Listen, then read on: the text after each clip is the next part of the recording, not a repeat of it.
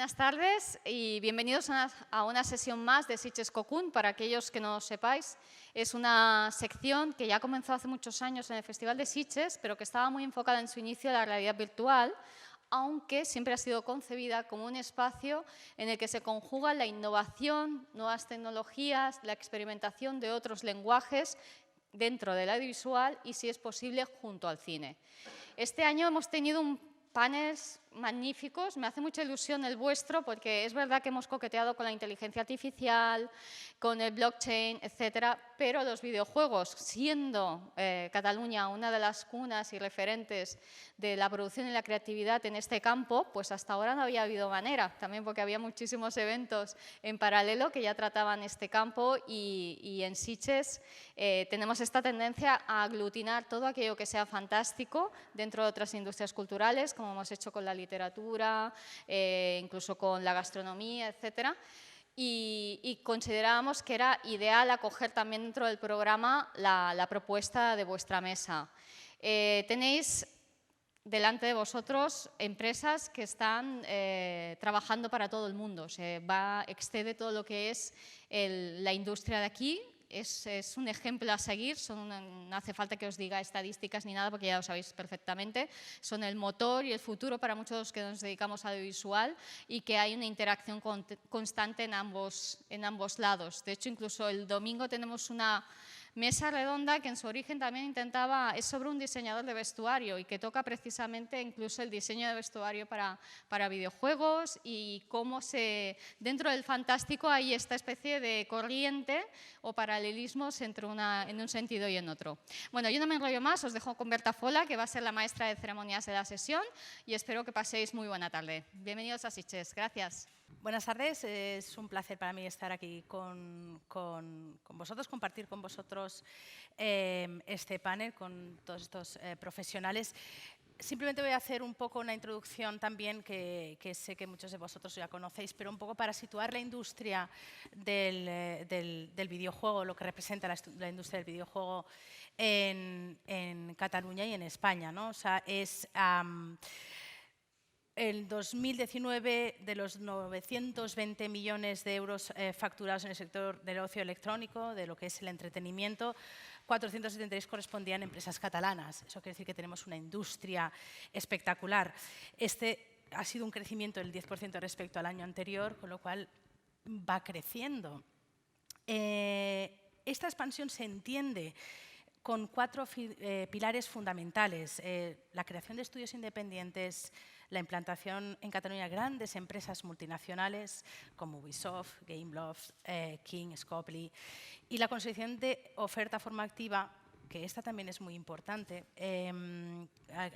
Actualmente se ofrecen 7 grados, un posgrado, 4 másters, para generar ese talento tecnológico y creativo que tanto necesitamos. También ayudan algunos de los acontecimientos especializados, como es GameLab, que también suceden también aquí en Cataluña. Entonces, un poco, ¿por qué esta sinergia con la industria audiovisual? Como es el cine, fundamentalmente por muchos motivos, pero tanto el videojuego como el cine o la televisión se nutren en su creación de disciplinas tales como es la fotografía, la música, la literatura. Y el segundo motivo es porque también comparten profesionales, que creo que también es un tema importante que también nos atañe a todos: directores de arte, actores de doblaje, guionistas, traductores. Hoy por eso tenemos aquí a gente de la industria importantísima. Entonces yo os doy la bienvenida, muchas gracias por estar aquí en este panel. Y yo lanzo una primera pregunta que para mí creo que es importante, un poco esta aproximación de los videojuegos en otras disciplinas como es el cine. Cómo estas sinergias en términos de talento, creatividad y arte convergen. Entonces, bueno, pues, como queráis. Convergen en muchos campos. Como has dicho tú, tenemos traductores, tenemos actores de doblaje, actores reales también que ponen voz o que hacen mock-ups. Y bueno, pues la verdad es que es súper interesante cuando estás metido en la producción de videojuegos ver que, yo qué sé, tienes que hacer castings de voz o tienes que hacer castings con actores reales y ver si se adaptan a tu personaje, ¿no? O si luego se mueven bien en mockup, pues, con cromas o cosas así. Entonces, la verdad es que yo he estado poco en producción de cine, he estado más en producción de publicidad, pero sí que he visto muchas similitudes como estas. Y bueno, yo puedo seguir hablando de mis juegos, pero vamos. Nosotros, por ejemplo, en EA hacíamos Mass Effect y lo que hacía el estudio en Canadá es que ellos elegían a los actores, para sobre todo las voces y a veces también los mockups, y luego nosotros en España teníamos que intentar ajustarnos y adaptarnos lo máximo posible a los actores originales que habían cogido, para no perder nada de creatividad o ningún tipo de condiciones que estaban poniendo, ni que se perdiera nada a lo largo de la producción y de la adaptación y localización. Y bueno, pues es bastante interesante y muy divertido, lo recomiendo a cualquiera. Desde siempre los tools, ¿no? Las herramientas que usamos en el videojuego muchas veces son lo mismo que están en el cine. La única cosa es que hay variadas porque hay temas de técnica, ¿no? Que tiene que ser un poco diferente en el videojuego que en el cine, porque nosotros hacemos real time, tiempo real, y el cine hace rendering, ¿no? No sé cómo se dice esto en español, pero es un poco la diferencia. Al día de hoy la técnica se está acercando un poco y vemos que la técnica que se desarrolla para tiempo real se empieza a usar dentro del mundo del cine. Hay series creo que es el Mandalorian, que se ha hecho con el motor de videojuego de Unreal. Entonces, claro, aquí se puede ver que los talentos que tenemos en los dos ámbitos pues funcionan en estos tools y se pueden aprovechar en cualquier parte de la creación audiovisual genérica.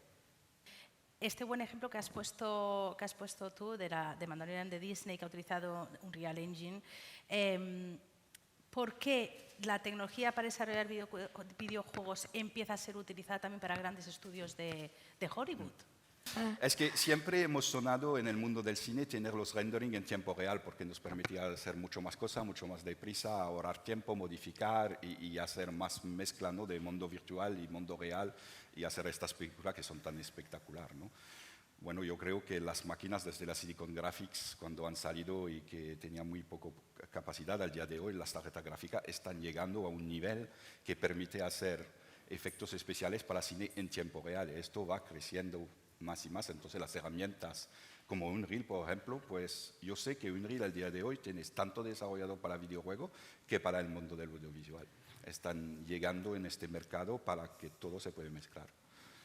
Estábamos muy limitados con el tema de las herramientas y el procesador gráfico eran, pues claro, muy limitados. Y básicamente lo que está ocurriendo ahora es que como se está de alguna manera avanzando tantísimo a nivel tecnológico, tanto en el cine como en videojuego, pues ahora mismo sí que existe ese acercamiento, porque las mismas herramientas, en ambos casos como el de Mandalorian, se está utilizando el motor de Unreal, que es algo que nosotros en videojuegos estamos al día, o sea, constantemente trabajando con ello.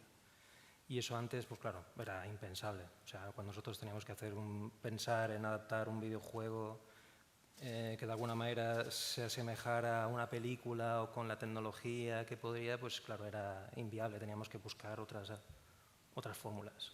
Y es lo que le he dicho, o sea, nosotros, por ejemplo, a nivel técnico, digamos que el procesador gráfico que nosotros podíamos antes tener era como muy limitado y ahora, pues bueno, pues claro, ahora nos permite hacer cosas mucho más ambiciosas que antes no podíamos. Y ya nos está viniendo motores gráficos como el Unreal 5, y van a seguir todos porque toda la tarjeta gráfica va por ahí, y esto se va a renderizar ahora con Lightfield. El Lightfield es una técnica que es muy acercado del rendering que se hace para la peli o del mundo real que tenemos. Entonces, más avanzamos en la técnica, más los GPU avanzan y más todo esto se va a mezclar. Hoy en día, bueno, pues eso, al final Unreal Engine es un motor que es súper accesible para gente que está en casa. La gente se puede formar en Unreal Engine en casa y con cosas como pueden ser los VFX, yo creo que las empresas también empiezan a ver eso. Dices, jolín, he visto un videojuego, estos efectos lo ha hecho un equipo que trabaja en Unreal Engine y ¿por qué voy a tener yo que renunciar a trabajar con ellos porque quiera trabajar en Houdini, por ejemplo? Puedo hacer los efectos en Unreal Engine y trabajar con esta gente, que es algo que antes a lo mejor no podías hacer. Lo cual, pues es eso, volvemos a lo que comentábamos al principio del panel, ¿no? Empezamos a compartir recursos, ya no solo la tecnología, sino que nos permite compartir esos recursos, abre una cantidad de puertas para los profesionales que están en el sector brutal, no te tienes que limitar a los VFX para cine, ni para cine de animación, te puedes mover y es una o sea, es buenísimo. Bueno, Unreal Engine, lo que ha pasado en este caso con The Mandalorian es que no han tenido que irse a otros exteriores, sino hacerlo realmente in-house, ¿no? Eso también revoluciona un poco también el mundo de la escena y del gráfico y el poder reproducir y el coste también, que es importante también para la industria del cine, ¿no? Pero ahora que han abierto el código, como has dicho tú, dicen, tenemos esta herramienta súper potente, ¿por qué no lo están utilizando para el cine? Cuando obviamente van a salir ganando en todos los aspectos. Entonces lo que han hecho es que sea más accesible, han dado licencias súper baratas y ahora la gente los está usando. ¿Por qué? Porque no les sale caro. Lo hacen así, pues ahora nos va bien. Ahora cuando todo el mundo lo utilice, a ver qué hacen. Sí. Esas herramientas hoy en día, pues claro, ha agilizado muchísimo ahí el desarrollo. O de posibles series, como es posible que la Sonora Juego de Calamar vaya a ser algo así. Como jugadores y consumidores profesionales, me gustaría que explicaras cuáles son estos ingredientes para conseguir esa trazabilidad en ambos mundos, ¿no? Es una pregunta muy amplia, pero creo que podemos aquí converger un poquito ambos en qué. Por haber trabajado yo mismo con Universal, Warner, Lionsgate y otra industria en Hollywood de Los Ángeles, donde pasé bastante años, no es siempre un éxito de mezclar el videojuego y las pelis, porque, no sé, pero si te miras, básicamente hay videojuego que han hecho una peli del videojuego y no ha salido siempre un éxito también porque no es lo que se esperaba a los jugadores de la historia, pues es complicado. Y hay películas que han generado videojuego, que también es complicado. Yo creo que una de las cosas que nos ha fastidiado en su tiempo es que la peli se desarrolla en 6 o 8 meses. ¿Vale? Tiene una fecha de salida, bam, bam, bam, los actores tienen un modo de funcionamiento. El videojuego va a tardar 2 años y medio, 3 para ser bueno. Y además el videojuego no puede ser solamente la historia de la peli porque es interactivo. Entonces hay que crear lo que llamamos el gameplay y el fun del videojuego, porque no es una experiencia pasiva como el cine. Y entonces ahí siempre ha sido bastante difícil. Pero yo veo que en los años pasados el link que me ha ayudado mucho a trabajar en Transversal es la VR. Porque aquí teníamos que desarrollar videojuego con experiencia interactiva, pero que se podía hacer también dentro del entorno de la peli. Entonces aquí, claro, yo he colaborado con Lionsgate, con John Wick y cosas de estas. Aquí se podía correr evento de la peli, ponerla en VR y vivirla. Sí. Entonces esto es más fácil a hacer. Entonces creo que es el paso 1. Lo bueno es que estos estudios grandes de creación de peli y de cine y todo esto, o los indies, están más pensando las pelis como videojuegos, como series, como cosas donde la gente tiene que volver. Y estos creativos yo creo que funcionan en los dos ámbitos más y más. Y eso es una suerte porque siempre hemos querido mezclar las capacidades de los dos. Yo quiero vivir un Matrix en un videojuego que sea la leche con todos los efectos y todo esto. Es complicado, pero creo que poco a poco llegamos a tener esta transversalidad con los tools, con todo lo que se acerca y con los creativos que no solamente piense cine o videojuego, pero que son capaces de pensar en los dos. El hecho de de adaptar un producto a diferentes formatos, que es lo que se suele hacer y lo que en algunas ocasiones sale mal, principalmente por lo que estaba comentando Manu, de que se pretende usar la misma narrativa en el videojuego y en el cine. Y aunque tienen similitudes, la misma narrativa no siempre funciona.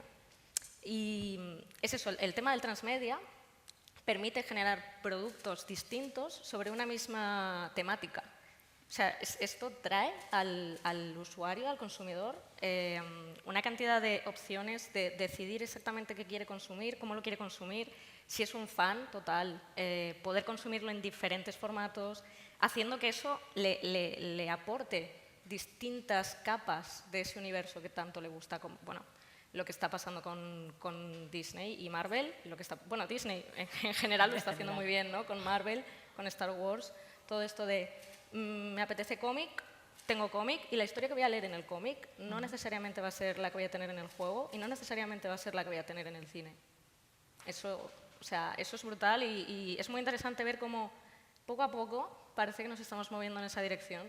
Pero hay empresas como Skybound, que son los creadores de Walking Dead, que están tocando básicamente todo el transversal, va del cómic hasta los muñequitos que puedes comprar, hasta la serie a tele, la peli todavía no, pero me imagino que un día lo van a tocar, y son publishers de videojuegos también, ellos mismos. Entonces tienen en la misma plantilla, están produciendo contenido que es totalmente transversal. Sí. Yo creo que vamos a tener más y más productores que son de este tipo. Presentamos una idea a un publisher, lo primero que te dicen es, bueno, qué ambición o cómo, dónde podemos... O sea, ellos a nivel de marketing dicen, vale, pues mira, esto puede salir película, vemos que tiene capacidad para una serie, para merchandising. Entonces, siempre tienes que tener esa pequeña... Un videojuego, al fin y al cabo, es un producto que tienes que vender y hoy en día, como hay digamos, tantos medios en los cuales te puedes ramificar, pues crear un universo para abarcar lo máximo posible. Entonces, pues, lo ves desde otra perspectiva. Antes no había esa comunicación, tú hacías videojuego, hacías película y bueno, a ver cómo lo podemos juntar. Y eran básicamente la película hecha videojuego. O sea, no había ningún tipo de creatividad que pudieras añadir. Luego yo creo que se cambió un poco y empezaron a hacer demasiadas cosas creativas y la gente era como, ya, pero es que esto no es el mundo tampoco, no es la IP que yo quería. Y ahora, como decías antes, creo que sí que están cogiendo la IP. Dicen, vamos a crear mundos distintos, pero con un denominador común. Y eso funciona muy bien. Pero creo que la tecnología aún no está del todo preparada para hacer realidad virtual. Sí que es verdad que los productos se están haciendo cada vez es más como experiencia de usuario. Creo que los usuarios cada vez más necesitan de esas experiencias un poco diferentes, separarlas. Pero no sé si la tecnología está del todo preparada, ¿no? HTC y Facebook han anunciado 2 nuevos productos que van a salir pronto, que son una maravilla. Son más pequeños, más calidad, se acercan. Entonces, yo creo que la VR va a sobrevivir esta vez. Sí. Espero, porque es el mundo interactivo en el cine, es todo mezclado. Entonces, es un súper laboratorio para nosotros el futuro. Esos retos de crear contenidos interactivos para atrapar a la audiencia, que eso es importantísimo, porque al final lo que queremos todos los estudios de desarrollo es la retención del usuario, ¿no? ¿Qué pensáis de que estos gigantes del streaming, Netflix, Amazon, han apostado por los videojuegos? En el caso de Netflix, ¿no? Netflix ya venía tonteando un poco con los videojuegos desde hacía tiempo. Porque al final, bueno, ha planteado siempre opciones de estos capítulos interactivos que hizo para Black Mirror, para la serie de Kim Smith también, que quieras que no, pues es algo que está ya un poco a caballo entre estos dos mundos. Y bueno, por otro lado está Amazon, que se han lanzado, ¿no? A la piscina totalmente.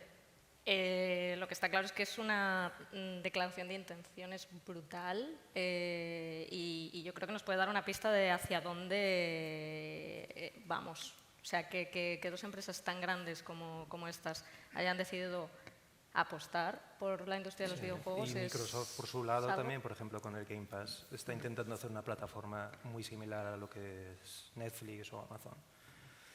En el fondo es eso, es un servicio a la carta y es algo que bueno, pues las grandes empresas ven ahí un negocio importante, es tener lo máximo posible, tener ahí a un consumidor pues que te dé dinero. Pues, entonces es un tipo de producto que se está ahora mismo desarrollando con una cierta intención, para intentar abarcar. Son capítulos, suelen ser muy competitivos, hay, digamos, el single player a lo mejor está un poco de capa caída en este tipo de plataforma. Pero bueno, es una corriente que evidentemente es algo que es imparable. También es que poco a poco se ve que el dinero que se gana con el videojuego no es tan lejos del dinero que se gana con las películas. Pero lo que sería bien es que los presupuestos que se dan a las empresas que hacen videojuegos también son más amplios y tienen más sentido, porque al día de hoy somos la parte un poco pobre del audiovisual entertainment en general, porque El videojuego siempre se piensa que se va a costar poco y curamos día y noche. Bueno, hay empresas grandes como Ubisoft, todo esto que lo hacen un poco mejor, pero los indies y más pequeños sufremos de esto, porque nunca el presupuesto es el que tendríamos que tener para llegar en tiempo y en la calidad que tenemos. Estamos siempre apretados.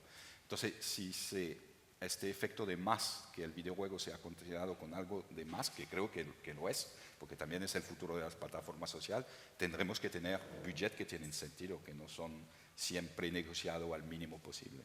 Como decíamos antes, actores que quieran participar, cada vez son más los que dicen, ah, mira, es un videojuego, esto me va a dar visibilidad, es una oportunidad muy buena para mi carrera y bueno, pues sí, como decía Manu, todo esto nos va a ayudar a crecer y a hacernos más sólidos y que cuando digamos, haces videojuegos, la gente te tome en serio.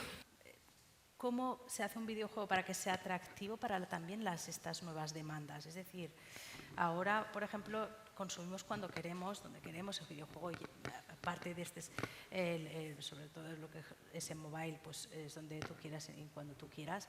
Pero un poco es que cómo se hace un videojuego atractivo para las nuevas demandas y cómo intentar crear un producto visual que se diferencie también, crear un producto que se diferencie también de la competencia, porque claro, esto también va a llevar a que haya muchísima más competencia de la que ya empezamos a tener en el mundo de los videojuegos. Recordemos que estamos en la adolescencia, empezamos a tener 14, 15 años, ¿no? Sí que tienes ahí digamos, un recorrido creativo mayor, te permites, por ejemplo, experimentar más o arriesgar más. Por el otro lado están las grandes las grandes empresas que no quieren arriesgar hoy en día nada. Entonces, pues, más que buscar de alguna manera la identidad visual, como diferencia, yo creo que buscan más la fuerza bruta, por así decir, es decir, toda la tecnología, comprar grandes franquicias. En este caso, por ejemplo, Electronic Arts con lo que ha hecho con Star Wars, ¿vale? Pues ha intentado pues, vender, pues, bueno, tiene una gran... Saben que tienen sobre seguro, digamos, algo donde van a apostar mucho dinero y tienes ya una audiencia muy amplia. Y entonces pues no se van a arriesgar, por ejemplo, como que también tiene su mérito, por ejemplo, si os dais cuenta, Hideo Kojima con el Death Stranding, podría ser un juego de autor, bueno, es un juego de autor, con un presupuesto muy alto, pero es quien es. O sea, normalmente tú ahora vas y voy a hacer un juego como él y te dicen, ¿dónde vas? ¿No? O sea, no. Pero claro, ahí está, ¿no? Es complicado, es complicado. Cómo se mueve y todo esto, porque los videojuegos no se desarrollan en 3-4 meses, entonces puede ser que después de 2 años, si no ha habido bien el mercado como tiene que funcionar, pues claro, puede tener algo que no está a la esperanza de la audiencia que tiene pensando al principio. Eso es el reto del videojuego de siempre. Claro. Sí. Una cosa que creo que se intenta, que se hace bien, es que tienes juegos que son hechos como película. Un juego grande, cuesta 60 millones de euros, hay 400 personas que trabajan en él, es un one shot, funciona 6 meses, 8, y después sale otro dentro de 2 años de la serie, ¿no? Y después hay el Game as a Service, que son juegos que son de medio tamaño, no son tan indie tampoco, pero te permiten crear una cantidad mínima de contenido para lanzarte como un piloto de una serie y ver cómo funcionan los 3 primeros episodios sin gastarte tanto, ¿sabes? Y si funciona bien, ya puedes arrancar y dar más a la serie sin parar. Este sistema de gas a service no está mal porque el riesgo de principio es más pequeño y ve dónde llega y cómo funciona y puedes adaptarte también. Como es una serie, puedes cambiar un poco el juego dependiendo de cómo reacta la comunidad de jugador. Y bueno, es mucho curro todo esto, porque tienes que trabajar tu comunidad, los haters, la mitad te quieren matar, no les gusta porque todo es amarillo, pero bueno, si lo vas haciendo y trabajas tus comunidades, es una de las soluciones. Por eso plataformas como Netflix, que tiene este formato de series, puede funcionar para videojuego también. Tienes que jugarte muchas cosas ahí. Dices, bueno, yo creo que vamos a poder lanzar esto con esta calidad y en 5 años. No 2, 5 igual. Con suerte. Con suerte, exacto. Con suerte. Y son 5 años que tienes que decir, vale, ¿qué va a pasar en 5 años en el mundo? Vamos a tener mejor internet en casa, vamos a jugar cloud services, que, no sé, son muchas variables. Voy a apostar por una idea revolucionaria y dices, esto no me lo van a copiar y esto va a ser único. Pues claro, ahí está, luego te enfrentas al publisher que te dice, pero ¿esto qué es? ¿Con qué me lo comparas? Claro. Ahí está. Por eso digo, el mundo indie se puede permitir crear cosas únicas o arriesgarse en ese sentido, pero cuando hay una empresa detrás con dinero que quiere amortizar, evidentemente te va a pedir garantías y te va a decir, ¿y esto cómo es? Hace años no era así. Hace años, en la edad de los años 80, 90, en la época de Super Nintendo, Mega Drive, las consolas, prácticamente salían sagas, cuando llegó la PlayStation, sagas que han sido a día de hoy revolucionarias y que hoy en día pues, sería muy complicado verlas aparecer, como Resident Evil, no sé, Sonic, son cosas que dices, y a día de hoy están todavía sacando, bueno, sí, títulos y títulos basados en lo mismo.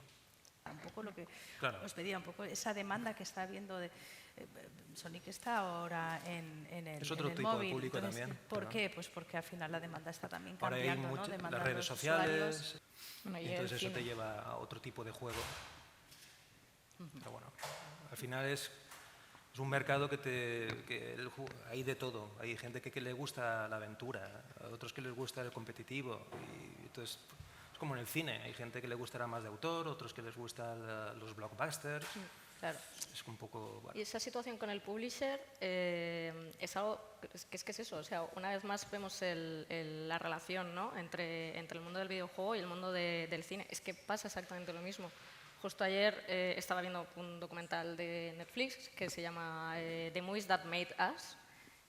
Yo soy muy fan del slasher y bueno, los 2 primeros capítulos concretamente son sobre Halloween y sobre Viernes 13. Y te contaban, ¿no? En plan de cuando salió Viernes 13, bueno, para empezar que este señor vendió la película sin tener película porque nadie le quería poner dinero. Porque todo el mundo le decía, espera, ¿qué? ¿Vísceras? No, mira, esto no te lo va a comprar nadie, no va a ir nadie al cine a ver esto. Al final, bueno, pues como lo pudo, hizo la película, la gente la puso a caldo. Está entre las 5 películas de terror que más dinero han hecho en la historia. Entonces, Sí. es eso, a veces es que te toca luchar contra eso, contra el publisher en el caso de los videojuegos y como ya pasó en el mundo del cine con la gente Sí. que quería innovar. El mundo está lleno de casos así. Si George Lucas no hubiera dicho, lo quiero hacer, pues me parece que no hubiéramos tenido saga de Star Wars. Efectivamente, sí. Del tema de formación, ¿no? Porque creo que también es importante a la hora de ofrecer una oferta formativa en el mundo transmedia, en producción, en audiovisual, en cine, en videojuegos, ¿no? Desde un punto de vista ya un poco más personal, ¿qué creéis que hace falta en materia de formación aquí en Cataluña, España? O sea, estamos hablando un poco... Poder formarlos dentro de una misma, o sea, dentro de una compañía. Creo que es algo que esa experiencia es algo, vamos, muy valiosa y quizá, no sé, de alguna manera echaría en falta eso, de alguna manera como poder que pues alguien que quiera introducirse en el mundo del videojuego pueda tener más facilidad, tanto la empresa que pueda contratarlos o algo, para poder acceder a tener esa experiencia. Es que no es lo mismo, claro, verlo desde fuera que estar dentro y tener... Y en videojuegos sí que es alguna experiencia muy valiosa. Pero... El planteamiento del máster que yo hice, bueno, se dividía en 3 másters, ¿no? Especialidad de arte, especialidad de diseño y especialidad de programación. Y luego se hacía como una especie de simulacro de proyecto en el que de repente eras una empresa indie, porque al final erais un grupo de aproximadamente unas 10, 15 personas haciendo un proyecto en plan de, bueno, venga, desde plan de producción, vamos a hacer previsualizaciones, todo, entero. Yo creo que eso es un ejercicio que es súper importante cuando te estás formando en videojuegos. El hecho de decir, vale, a ver, a veces entrar en una empresa que ya esté más consolidada es complicado. Lo primero a lo que nos tenemos que enfrentar muchas veces es eso, a ser indies, a tratar de sacar tu proyecto adelante o entrar en una empresa muy pequeñita. Y eso pide que seas muy versátil. Entonces, esa forma de formación, la verdad es que a mí me parece muy acertada. Sí que es verdad que yo lo que eché de menos en su momento fue formación específica en producción, que era a lo que yo realmente me quería dedicar. Es algo que poquito a poco se va viendo, ¿no? Pero que es un rol, pues eso, que hasta hace un par de años no había formación específica para él. Como Ubisoft en Montreal y en París, creo también que lo tienen su propio centro de formación que es muy acercado de la producción real y claro, la gente que salen de ahí son operacional el día 1. Esto faltaría aquí en España tener un estudio grande que tiene el potencial de crear una escuela o múltiple empresas de videojuegos que crean una escuela donde nosotros podíamos ir e intervenir y conocer a la gente que se forman y seguro que hay trabajo porque detrás se busca un mogollón de gente. Entonces, la formación es buena, ¿eh? No digo que la formación del día de hoy ha crecido, es mejor y mejor cada año. La gente que salen son buenos. Pero esto iría muy bien porque nos permitía tener a alguien que es eficiente al día 1, ¿no?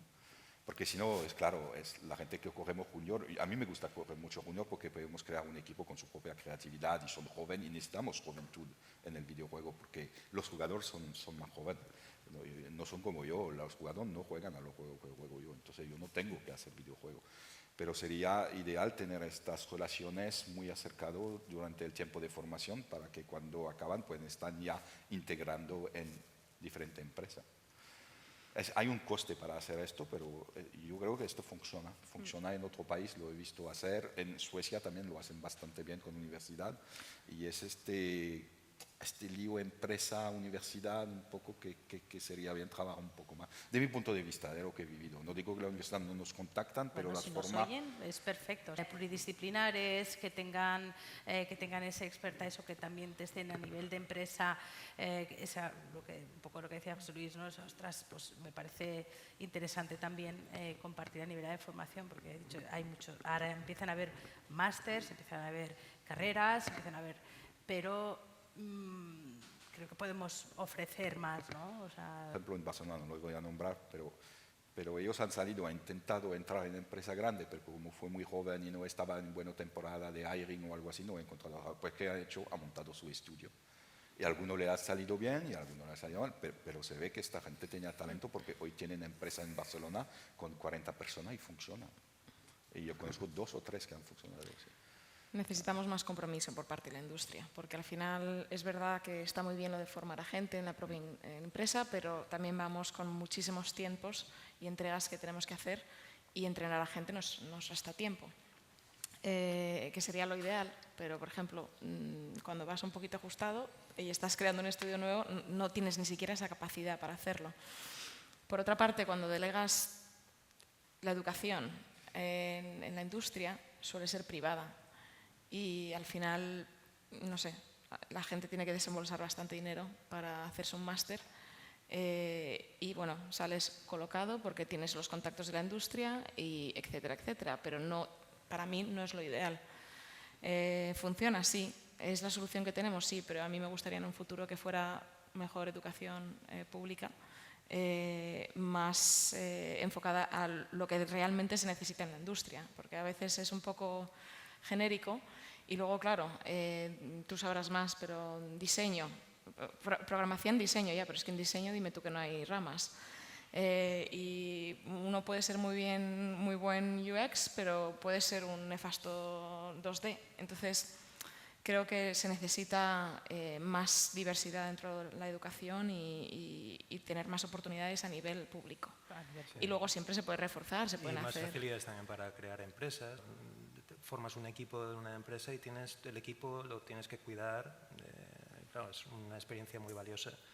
Y no poder estar constantemente cambiando el equipo. Si en cambio fuera una empresa, hubieran más ofertas, las empresas tuvieran más protagonismo a nivel nacional y permitieran más fluir entre profesionales, gente, pues de unas a otras, como ha ocurrido en otros países, que el hecho de que un trabajador cambie de empresa no es algo tan mal visto. Aquí parece que sea una falta de lealtad. O sea, no me voy, ¿no? Allí, en cambio, pues aquí he hecho en falta eso, esa especie de pues, agilizar todo ese proceso, más empresas. Al final, alguien que empieza, pues lo único que puede optar es, bueno, pues me monto yo mi empresa porque no puedo hacer otra cosa. Y los estudios pues están un poco también, pues eso, no tienen la capacidad, los recursos suficientes como para estar haciendo, mira, 3 o 4 proyectos en paralelo, para ir cogiendo gente, con lo cual es un poquito complicado. Estaría bien un poco lo que comenta. Que nos juntamos, que lo que me da un poco miedo es que estamos entrando en este modo que toda la gente tiene que trabajar en modo híbrido o remoto. Esto va a ser muy complicado porque al día de hoy, cuando yo pienso en esto, me digo, si este chico está remoto, tiene que ser un señor. Porque ¿cómo le voy a formar a alguien que sale de la escuela, que se queda en casa, que no le veo la cara, que no sé cómo funciona, que no puedo pasar y ver que está haciendo un fallo y lo puedo ayudar? Esto también lo veo complicado. En la empresa que se va full remote, va a ser complicado para formar jóvenes. Yo espero que este modo, con el que poco a poco vamos a poder volver a la oficina para que estos jóvenes puedan tener una suerte de entrar en el mercado de videojuegos, porque si no, nos vamos a acompañar todos que estamos aquí para señor. Es interesante. Este debate es un gran melón que también podríamos abordar, el tema del remote, del full remote, pero sí. Perdona, Sonia. No, iba a continuar con ese melón, pero lo paro. Adelante. No, que nosotros también hemos tenido esas discusiones y al final vamos a ir por modelo híbrido por esta y otras razones. Es difícil a veces con equipos creativos en los que igual quieres hacer una reunión de más de 5 personas, hacer reuniones de brainstorming a veces que es casi imposible, con lo cual sí que vamos al modelo híbrido. Sí, porque si no también, ¿por qué va a estar en Barcelona si todo el mundo está remoto? Pues puedo coger gente de cualquier país. También reduzca las posibilidades para locales de tener trabajo desde la... O las abre. O las abres, ahí depende. Porque pero si es un junior es más complicado. En los trabajadores, o sea, la oferta va a ser muchísimo más amplia. Tú vas a poder trabajar desde España para Finlandia, para donde quieras, para Estados Unidos y viceversa. Si tiene el currículum para hacerlo, es fácil. O al revés, porque a veces somos nosotros mismos los que tenemos esos prejuicios hacia gente más junior y queremos gente más senior. O simplemente nuestras empresas no se pueden permitir, por lo que estaba comentando, que tenemos unas entregas y unas cosas que hay que seguir y no nos lo podemos permitir ahora mismo. Pues, jolín, a lo mejor la opción para esos juniors es el teletrabajo en otras empresas que sí se pueden permitir invertir ese tiempo en darles esa formación, aunque sea a distancia. A mí me gustaría decir que queda patente que Cataluña y España empieza a percibir como un Hollywood de los videojuegos. Hay mucha industria, indie, grandes estudios, pero claro, aquí un poco a lo que vienes tú, José Luis, a comentar, que el talento creativo hay, pero es finito. Entonces también nos lanza un poco aquí la cuestión de cómo atrapar ese talento, que un poco ya lo empezábamos a explicar aquí, ¿no? Ya empezamos a decir, pues, también el trabajar en remote, ¿no? Pero también tenemos un problema aquí, que empiezan a haber tanta industria que saltan de empresa a empresa, ¿no? Y yo aquí, más que pues, cómo atrapar de fuera, ¿cómo lo atrapamos de como fuera? que no se nos vaya.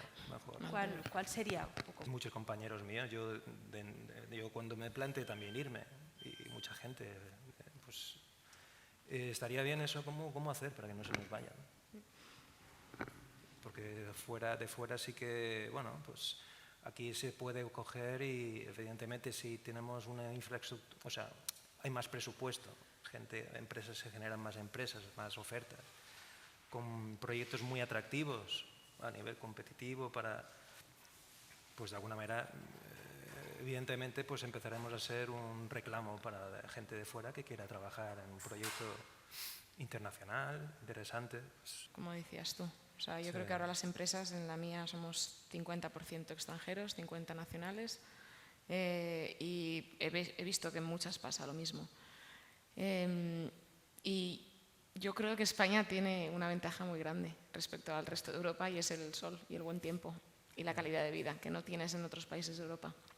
Y al final es verdad que igual, como dices tú, igual las condiciones laborales o salariales no son tan altas como en otros sitios, pero esas cosas mucha gente las valora más que la nómina, ¿no?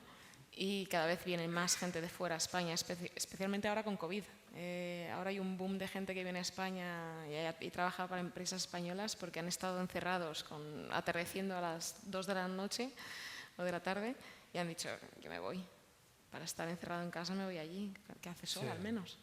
Da la sensación de que son casi como hay poco movimiento.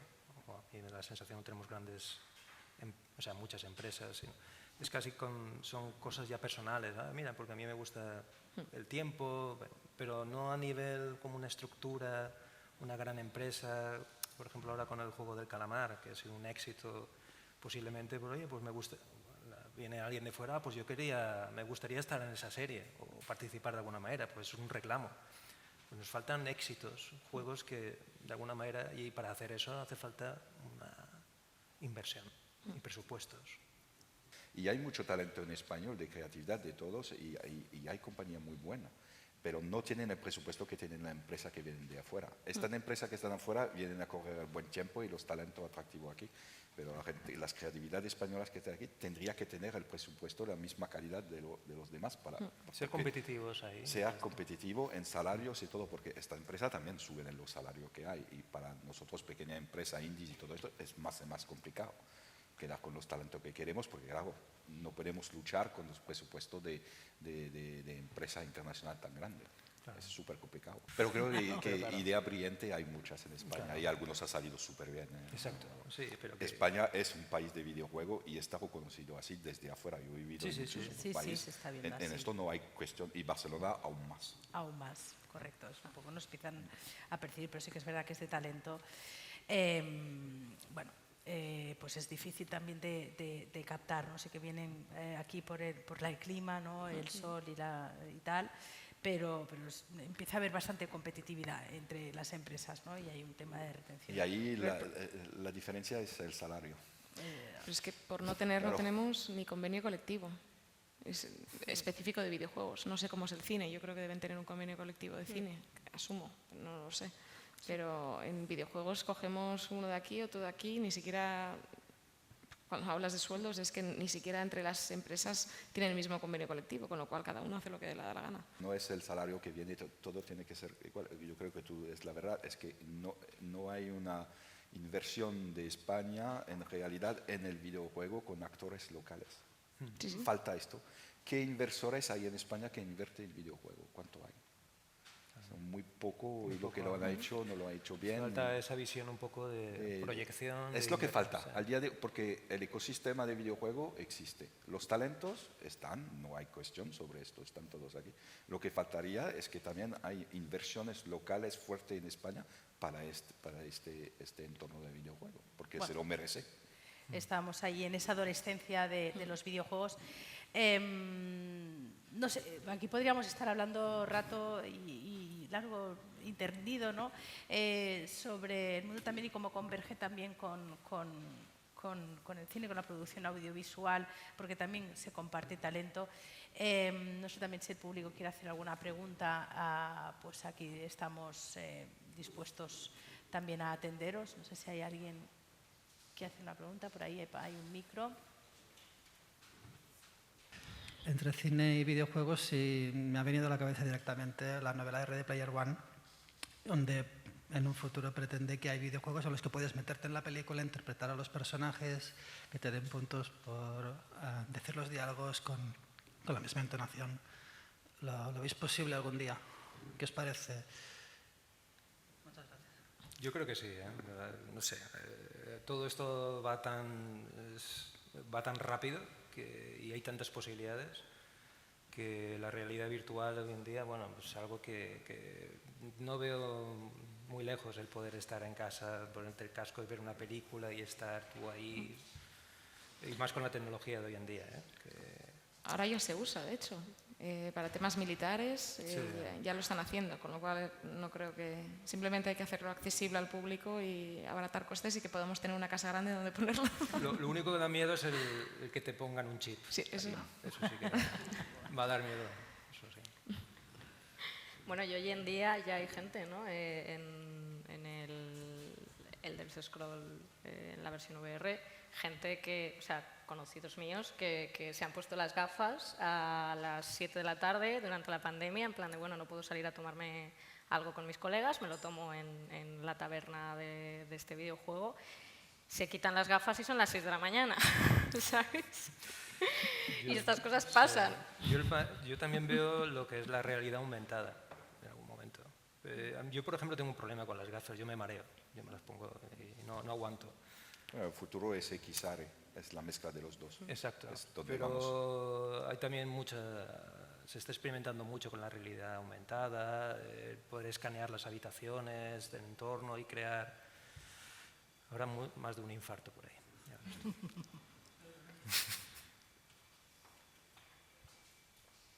Sí, gracias. No, habéis comentado que existe el ecosistema, ¿no? Pero falta falta que los inversores se lo crean, quizá. Pero mi pregunta es, la administración pública, ¿qué hace con el sector o con la industria de los videojuegos? Si, igual que el cine, pues la administración pública es necesaria para poder dar apoyo y sobre todo para la internacionalización de películas y productos audiovisuales. En el videojuego pasa lo mismo, hay un apoyo de la administración pública catalana, española. ¿Estamos en los mismos niveles que en Europa o estamos muy por la cola? Pregunto, ¿cómo lo veis? No sé si me voy a meter ahí porque me voy a enfadar. Porque efectivamente, como están diciendo, videojuegos es un sector que irrumpe ahora en el discurso social y también de la administración, y ahora creo que todos estamos haciendo un esfuerzo por aprender a dialogar con el otro, ¿no? La administración entendiendo cuál es la idiosincrasia propia del videojuego y el videojuego también sintiéndose parte de esas industrias creativas que creo que hasta el 2012 o algo así no estaban reconocidas como tales. Entonces, se está intentando poner en marcha ese diálogo común para identificar precisamente estas reclamaciones del sector y desde la administración pues darle la mayor respuesta posible. Que las cosas siempre son más lentas de las que a todos nos gustaría, pues seguro, pero hay voluntad. Y también desde el Estado español también hay una mesa específica de la industria del videojuego que como se tiene más interlocutores, tiene una periodicidad de reunión menor, la de la tabla del videojuego de aquí, estamos hablando de una reunión cada año, cada mes y medio, cada 2 meses, para tratar los distintos grupos de trabajo, pero en todas las áreas creo que ahora todo el talento digital y toda la industria digital es algo que desde la administración es capital. Parece que sea yo de la administración y que esté aquí vendiendo la moto, pero no. A ver, nosotros sí que hemos recibido bastante ayuda, no financiera, pero siempre contactos, por ejemplo, vosotros, Axio también, dándonos pistas que si necesitábamos algo. Así que, bueno, yo creo que sí que se están haciendo cosas. ¿Que se puede mejorar? Sí, todo se puede mejorar, pero al menos... Sí, lo importante es que exista voluntad. Sí. Pero el problema es que todos estos cambios a nivel legislativo requieren mucho tiempo también del sector, como dices. Lo tenemos que pedir, tenemos que estar involucrados, tenemos que revisar, tenemos que pronunciarnos y a veces no da tiempo. Nos gustaría que nos leyeran la mente. Bueno, muy bien. Solo a mí, si no hay ninguna pregunta más, solo a mí me cabe decir que agradezco muchísimo que Devicat y Proa pues, preparado esta mesa de discusión un poco casi aquí con todo un plantel de profesionales, porque verdaderamente creo que hay esa transversalidad entre mundos diferentes, porque podemos ayudarnos no son mundos tan diferentes como es en el cine que estamos aquí en el Festival de Sitges. Creo que toda esta experiencia puede ser en un momento bastante transversal y que podemos beneficiarnos de unos y otros. Pero nosotros en el mundo de los videojuegos os recuerdo que estamos casi en la era de la adolescencia. Así que agradezco muchísimo a que nos habéis acompañado, a vosotros Sonia, José Luis, Gador y Manu, por haber estado aquí con nosotros y nada, por favor, un fuerte aplauso también a ellas.